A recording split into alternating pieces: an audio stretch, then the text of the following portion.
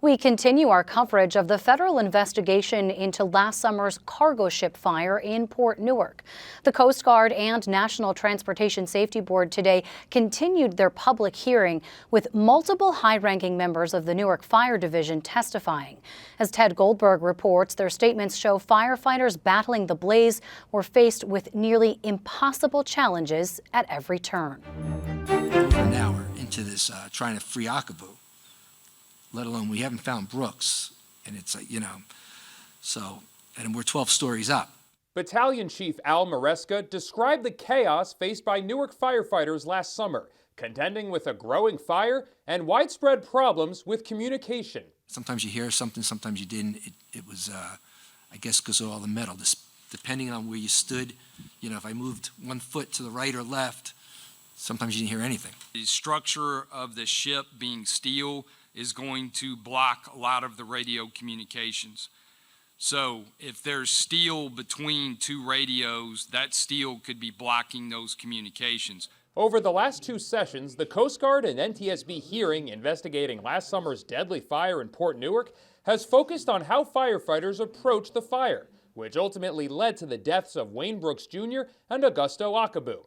Investigators explained how unfamiliar territory may have led to the tragedy. You're trained, if you become lost or disoriented, find a wall, because in most normal circumstances, if you can find a wall, you can find egress. It would have been very logical that once firefighter Brooks located a wall, he would have followed that wall with an understanding that that would ultimately lead him to a way off of the deck. The egress on the starboard side would have been in the engine casing or engine housing area, which, not being familiar with the ship, he may not have recognized or realized.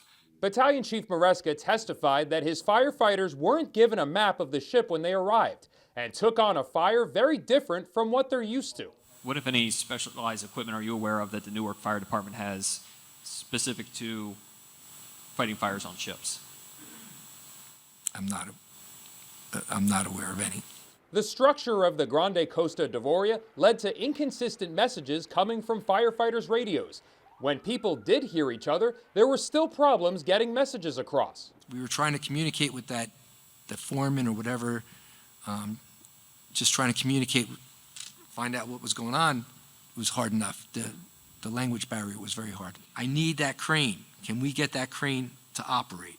And the guy goes, I don't know if we can. We may not be allowed to because of Port Authority, and I don't know if we can get to the control panel. And it turned out later, again, because of the communication, the crane he ended up getting me was the small little one. Communication breakdowns didn't stop at getting wrong cranes. Maresca testified that he wasn't told that the ship had deployed its carbon dioxide-based firefighting system, and nobody told him it didn't work out because a waterproof door failed to close. That was described by testimony from Second-in-Command Benito LaFauci last week. When, if ever, were you informed that the carbon dioxide fire suppression system had been discharged? No one ever said anything to me, but when I did go up the steps, I opened up, I'm not sure what floor, one of the floors, just to see what they had, like if I could see anything, trying to get a little layout. And as soon as I went in there, I lost my breath. And I knew that they had tried something to deploy a system. I thought it was used.